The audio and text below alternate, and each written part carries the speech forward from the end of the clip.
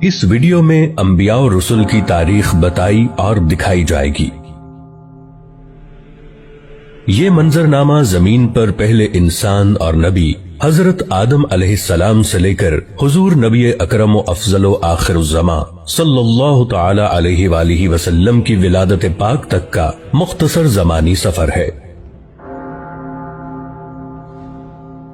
حضرت آدم علیہ السلام پہلے انسان اور نبی اور سب انسانوں کے باپ ہیں، اور ان کی زوجہ محترمہ حضرت حوا رضی اللہ عنہا ہے، جو کہ تمام انسانوں کی ماں اور روئے زمین پر پہلی خاتون ہے۔ حضرت آدم علیہ السلام اور حضرت حوا رضی اللہ عنہا کی زمین پر آمد سے متعلق کوئی متفقہ رائے موجود نہیں، لیکن بعض تاریخ دانوں کے مطابق یہ واقعہ 90 صدیوں پہلے کا ہے۔ اسی طرح آپ دونوں کے مقام نزول کا بھی علم نہیں ہے۔ حابیل اور قابیل حضرت آدم علیہ السلام کے بیٹے تھے۔ قابیل نے کسی تنازع پر اپنے بھائی حابیل کو قتل کر دیا۔ اس واقعے کو قرآن پاک میں بھی بیان کیا گیا ہے۔ یہ تاریخ انسانی کا پہلا قتل ہے، اور علماء کرام کے مطابق قیامت تک ہونے والے ہر قتل کے گناہ کا ایک حصہ قابیل کو ملتا رہے گا، جیسا کہ ہر برائی کا ایک حصہ اس شخص کو ملتا ہے جس نے اس برائی کا آغاز کیا ہو۔ حضرت ادریس علیہ السلام کی آمد۔ مورخین کے مطابق حضرت آدم علیہ السلام اور حضرت ادریس علیہ السلام کے درمیان 380 سال کا فصل ہے۔ حضرت ادریس علیہ السلام قلم کا استعمال کرنے والے پہلے انسان تھے، شاید اسی لیے ان کا نام ادریس ہے، جس کے معنی ہے درس دینے والا۔ حضرت نوح علیہ السلام پہلے رسول ہیں۔ بعض مورخین کے مطابق آپ علیہ السلام کا زمانہ حضرت آدم علیہ السلام سے 1600 سال بعد کا ہے۔ قرآن کریم کے مطابق اللہ تعالیٰ نے آپ کو 950 برس کی عمر عطا کی۔ اللہ تعالیٰ نے آپ کو انسانوں کی اصلاح کے لیے مبعوث فرمایا، لیکن ایک طویل عرصہ دعوت و تبلیغ کے باوجود لوگوں نے آپ علیہ السلام کی تکذیب کی، جس کے نتیجے میں اللہ تعالیٰ نے اس قوم پر پانی کا عذاب بھیجا۔ غالباً یہ پہلا عذاب ہے جو زمین پر اللہ پاک کی طرف سے بھیجا گیا، جس سے اس وقت تک کے سارے انسان مارے گئے، سوائے ان کے جو آپ علیہ السلام پر ایمان لا چکے تھے اور آپ علیہ السلام کے ساتھ اس کشتی میں سوار تھے جو آپ نے اللہ تعالیٰ کے حکم اور مدد سے تیار کی تھی، لیکن یہ چند ہی لوگ تھے۔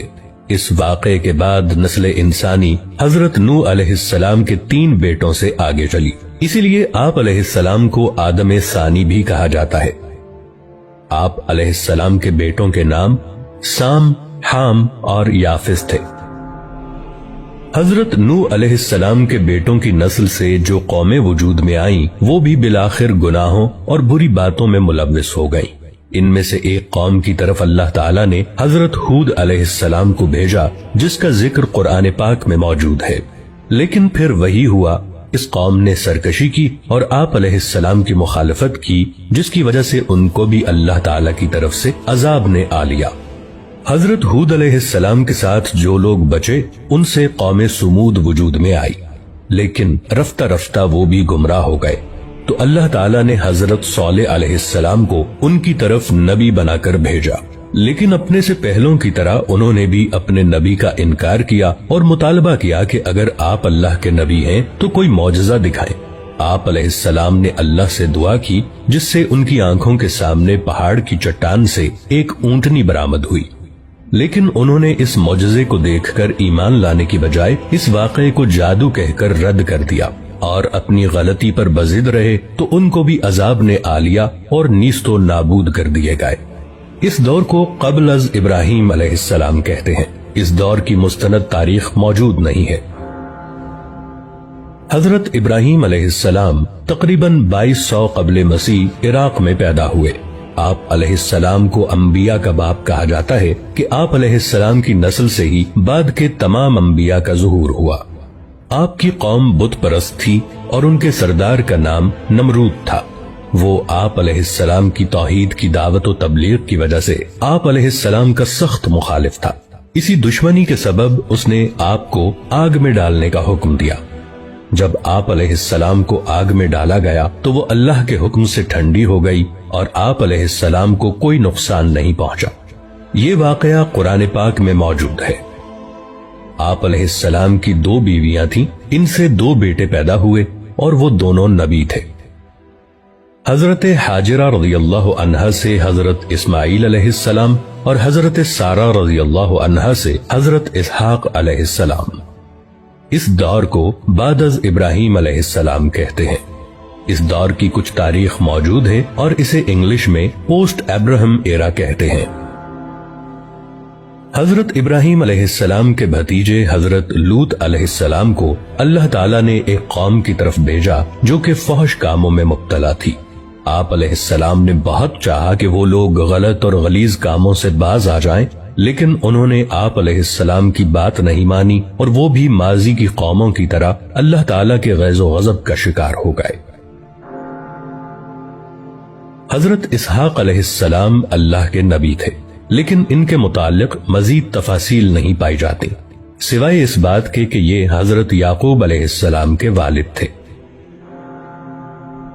حضرت اسماعیل علیہ السلام حضرت ابراہیم علیہ السلام کے بیٹے اور حضرت اسحاق علیہ السلام کے بھائی تھے۔ حضرت ابراہیم علیہ السلام نے اللہ کے حکم سے حضرت اسماعیل علیہ السلام کو مکہ کی سرزمین میں لا کر آباد کیا۔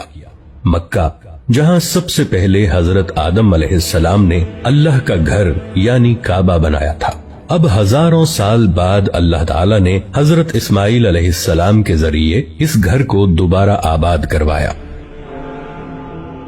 حضرت یعقوب علیہ السلام حضرت اسحاق علیہ السلام کے بیٹے تھے۔ ان کا لقب اسرائیل تھا۔ اسرائیل کے معنی اللہ کا بندہ ہے۔ آپ علیہ السلام کی متعدد بیویاں تھیں جن سے اللہ تعالیٰ نے انہیں 12 بیٹے عطا فرمائے۔ یہی لوگ اور ان کے بعد آنے والی ان کی نسل بنی اسرائیل کہلاتی ہے، یعنی اسرائیل کی اولاد۔ بعد میں یہی لوگ اپنے آپ کو یہود یا یہودی کہنے لگے، کیونکہ ان 12 میں سے سب سے بڑے بھائی کا نام یہودا تھا۔ یہ لوگ اپنے آبائی ملک عراق سے ہجرت کر کے فلسطین آ گئے تھے۔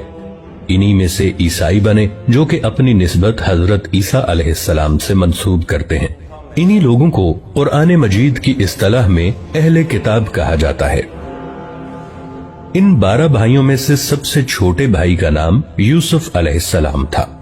یہ اللہ کے نبی تھے اور بہت حسین و جمیل تھے۔ حضرت یعقوب علیہ السلام حضرت یوسف علیہ السلام سے بہت محبت کرتے تھے۔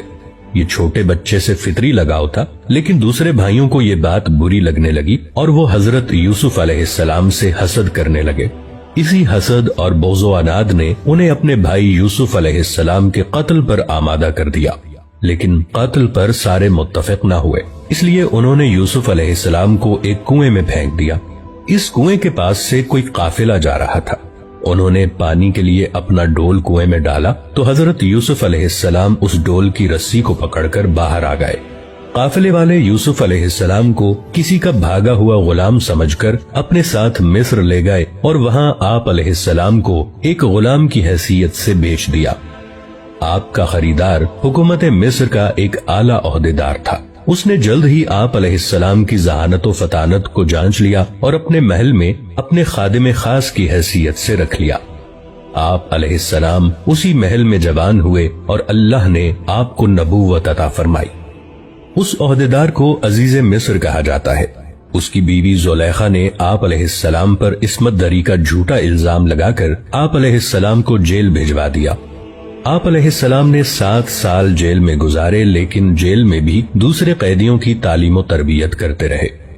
پھر مصر کے بادشاہ کو ایک خواب آیا تو اس کے مشیر نے کہا کہ وہ ایک شخص کو جانتا ہے جو کہ اس خواب کی صحیح تعبیر بتا سکتا ہے۔ آپ علیہ السلام کو جیل سے محل میں لایا گیا۔ آپ علیہ السلام نے بادشاہ کے خواب کی عقلی اور منطقی تعبیر بتا دی، جس سے وہ بہت متاثر ہوا۔ اس بادشاہ نے آپ علیہ السلام کو اپنا مشیر خاص مقرر کر لیا اور بادشاہ نے آپ علیہ السلام کی تمام داستان سنی اور آپ علیہ السلام کو کہا کہ آپ اپنے سارے خاندان کو فلسطین سے مصر لے آئیں اور یہاں سب امن و سکون سے رہیں۔ آپ علیہ السلام نے اپنے سارے کنبے بشمول والد صاحب حضرت یعقوب علیہ السلام کو اپنے پاس مصر بلوا لیا۔ آپ علیہ السلام کے بھائی اپنے کیے پر بہت نادم ہوئے اور توبہ کی۔ اس طرح بنی اسرائیل فلسطین سے مصر پہنچ گئے۔ قرآن کریم کی سورہ یوسف میں اس